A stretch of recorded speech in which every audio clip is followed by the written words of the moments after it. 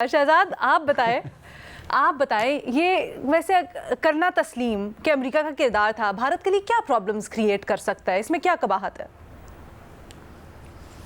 अलीना देखें, मेरे ख्याल से इसका जवाब मैं पहले भी दे चुका हूं और अपने पार्टिसिपेंट से मैं बात करता हूं कि भारत की एक पॉलिसी रही है कि जो भी बायलैटरल इश्यूज होंगे पाकिस्तान और इंडिया के दरमियान, उसको हम बायलैटरल बेसिस पे रिजॉल्व करेंगे, उसमें कोई तीसरा फरीक इन्वॉल्व नहीं होगा। शिमला मुआहिदा भी मोरलेस इसी बुनियाद पर है।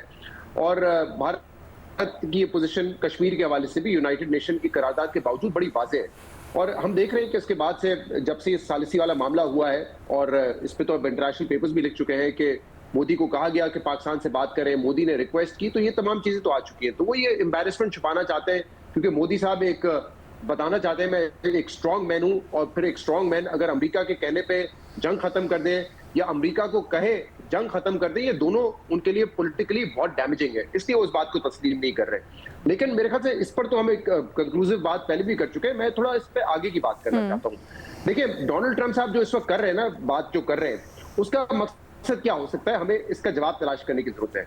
वो क्यों हर चीज में, चाहे टैरिफ का मामला हो, ट्रेड का मामला हो, कश्मीर का मामला हो, दोस्ती का मामला हो, उसमें पाकिस्तान और इंडिया को इक्वेट कर रहे हैं। और उनको अच्छी तरीके से पता होगा, उनको इन्फॉर्मेशन मिल रही होगी कि इंडिया इस बात से खुश नहीं है, ना उनकी हुकूमत खुश है, ना उनका मीडिया खुश है, फिर भी वो तसलसल से ये कर रहे हैं। कल भी जो साउथ अफ्रीकन प्रेसिडेंट थे, उनके सामने भी उन्होंने ये बात की। तो इसका देखिए एक मकसद ये हो सकता है कि डोनाल्ड ट्रंप जो है ना, वो कारोबारी शख्स है। और आपने सुना कि दोहा में उन्होंने क्या तकरीर की थी। उन्होंने ये कहा था कि इंडिया जो हमें इतना हाई टैरिफ चार्ज करता था हमारे एक्सपोर्ट्स पर और अपने यूएस इंपोर्ट्स पर, अब वो जीरो टैरिफ के लिए तैयार हो रहे हैं। फिर उन्होंने उसी तकरीर में कहा था टिम कुक को कि आप एप्पल की जो इन्वेस्टमेंट है वो इंडिया में ना करें। तो देखिए, मुझे लगता है कि कहीं ना कहीं डोनाल्ड ट्रंप इंडिया पे प्रेशर बढ़ाना चाहते हैं ताकि वो अपना मन पसंद टैरिफ हासिल करें। ये जो उन्होंने टैरिफ 90 दिन का फ्रीज लगाया है दुनिया के कई ममालिक पर कि 90 दिन तक फ्रीज होगा और इस दौरान हम नेगोशिएट करेंगे, तो इंडिया भी उसमें एक बेहतर डील लेना चाहेगा। अब रॉयटर्स ने क्या रिपोर्ट किया, मैं आपको बता देता हूं। रॉयटर्स ने रिपोर्ट किया है कि इंडिया इस बात के लिए तैयार है कि 60% उनकी जो टैरिफ लाइन है उस पर वो जीरो टैरिफ करेंगे, और जो बाकी 90% जो इंपोर्ट करते हैं वो यूएस से, उसको प्रेफरेंशियल ट्रीटमेंट दिया जाएगा। तो कहीं ना कहीं हमें ये समझना चाहिए कि अगर डोनाल्ड ट्रंप बार बार ये बात करें, पाकिस्तान की उसमें बड़ा, हमने पहले इसमें कई मरतबा डिस्कस किया, पाकिस्तान की डिप्लोमेटिकली जीत है, हमें उसको उठाना भी चाहिए, बट साथ साथ हमें इसको कॉशियसली भी देखना चाहिए कि ट्रंप साहब का असल मकसद क्या है। तो एक तो ये ट्रेड वाला पहलू हो सकता है, और वो बड़े फखरिया खुद कह चुके कि इंडिया तो आ रहा है अब जीरो टैरिफ पे। दूसरा, हम सब डोनाल्ड ट्रंप के रवैये से बखूबी वाकिफ है। वो आज अगर ये बात कर रहे हैं मोदी के बारे में या इंडिया के बारे में, तो कल वो कोई और बात कर सकते हैं पाकिस्तान के बारे में भी। ये उनके मूड पर है, इंपल्सिव है, उनके हर बयान को स्टेट डिपार्टमेंट की पॉलिसी के तौर पे नहीं लिया जा सकता। क्योंकि अभी भी आप देखें, डोनाल्ड ट्रंप तो रोज ये बात करते हैं, क्रेडिट भी लेते हैं, इसका भी मजा आ रहा है उनको। दो तीन चीजें हो गई ना, क्रेडिट भी है, ट्रेड वॉर भी है, साथ में जो है वो एक इंपल्सिव उनका रिएक्शन भी होता है। ये सब आप ला के देखें इसको। स्टेट डिपार्टमेंट ने अभी तक कोई इस तरह की बातें नहीं की इंडिया के खिलाफ, और वहां पे उनका अच्छा खासा क्लाउट है। तो ये हमें बड़े गौर से इनको कॉशियसली देखना चाहिए। अभी हम इस पे बड़ा एक खुशी मना रहे हैं, वो अपनी जगह पे ठीक है, आगे कैसे बढ़ना है अभी असल सवाल है।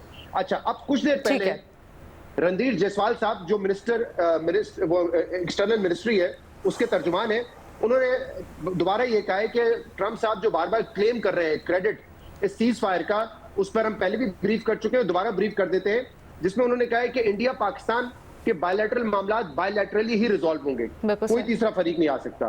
दहशतगर्दी और बातचीत साथ नहीं हो सकती। हैंड ओवर करेगा पाकिस्तान टेररिस्ट तो बातचीत आगे बढ़ेगी।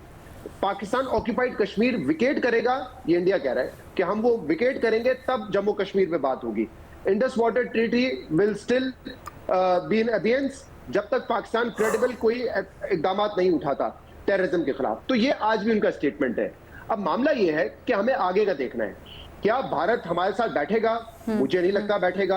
क्या यूएस, जिसने जंगबंदी तो करा दी, क्या वो भारत को निगोशिएटिंग टेबल पे ला सकेगा? नामुमकिन सी बात लगती है। ये उनका स्टेटमेंट है एक्सटर्नल मिनिस्ट्री का, जबकि कल शहबाज शरीफ साहब ने दोबारा कहा है कि हम इंडिया से बात करना चाहते हैं, चाहे वो टेररिज्म हो, पानी का मसला हो, कश्मीर का मामला हो और ट्रेड का मामला हो।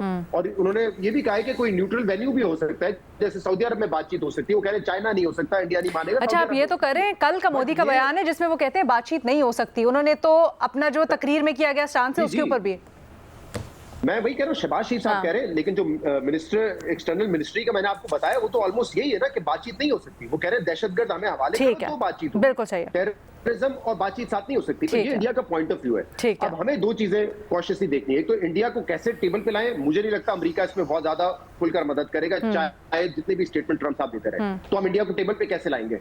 दूसरा ये कि ट्रम्प साहब के बयान पर हम बड़ा खुश हैं कि उन्होंने पाकिस्तान इंडिया को इक्वेट किया, जो उनकी सारी साजिशें थी भारत की नाकाम हो गई। ठीक है। बट व्हाट्स नेक्स्ट, क्या ये अपने मफाद में कर रहे हैं ओके। या इससे हमें कोई लॉन्ग टर्म फायदा होना है।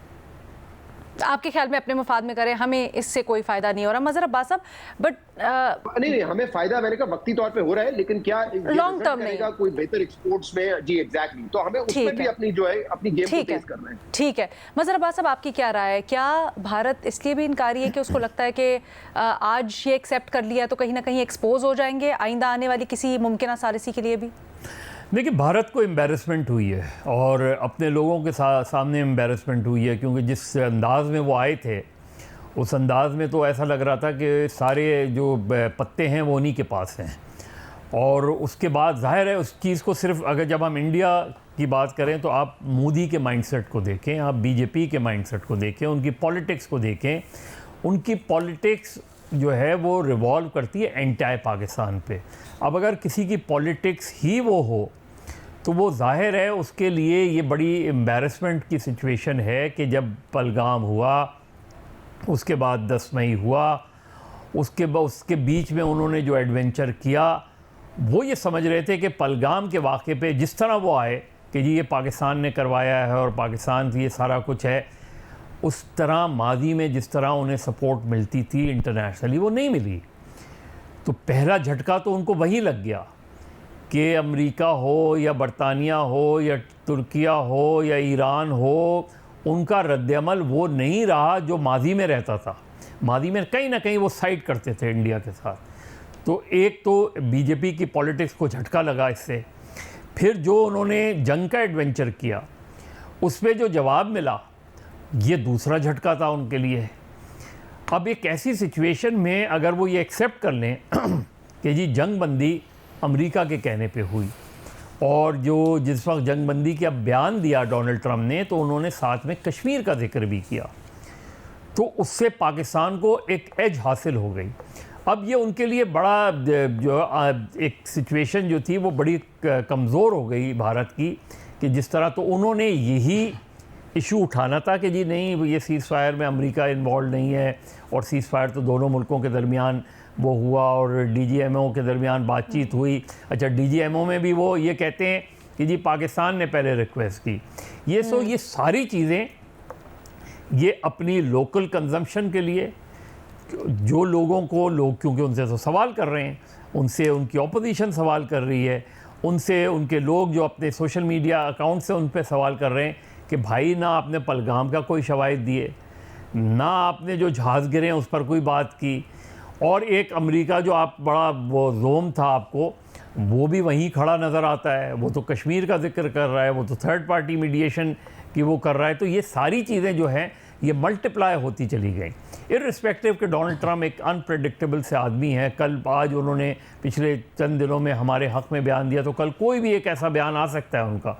अब ये आपकी और इंडिया के फॉरेन ऑफिस का टेस्ट होगा कि हम जो यहाँ से डेलीगेशन भेज रहे हैं वो क्या कारनामा अंजाम देकर आता है, और इंडिया से जो जाएगा वो किस हद तक, क्योंकि इस वक्त इंडिया बहुत ज़्यादा प्रेशर में है, और प्रेशर में वो पॉलिटिकली है, अंदर से प्रेशर में है कि जी आपने जिस तरह की चीज़ें की हैं वो सब बाउंस बैक कर गई। आज के दिन तक वो कोई नई बात नहीं कर सके पहलगाम के बारे में।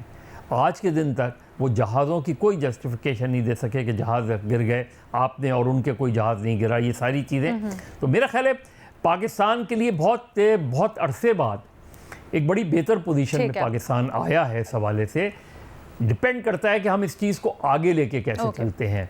जैसे हमने खुददार के वाक़े के बाद जो बात की हमने, फिर जाफ़र एक्सप्रेस, हम दुनिया को उनके क्या शवाहिद पेश करेंगे, ये हमारे लिए बड़ा चैलेंज होगा, क्योंकि वो यकीनन कोई ना कोई चीज़ जाके पहलगाम का वाला हो या हमले का वाला हो, वो दुनिया को अपना हमनवा बनाने की कोशिश करेंगे, क्योंकि इस मरतबा दुनिया उनके बहकावे में नहीं आई। ओके, थैंक यू मज़हर साहब।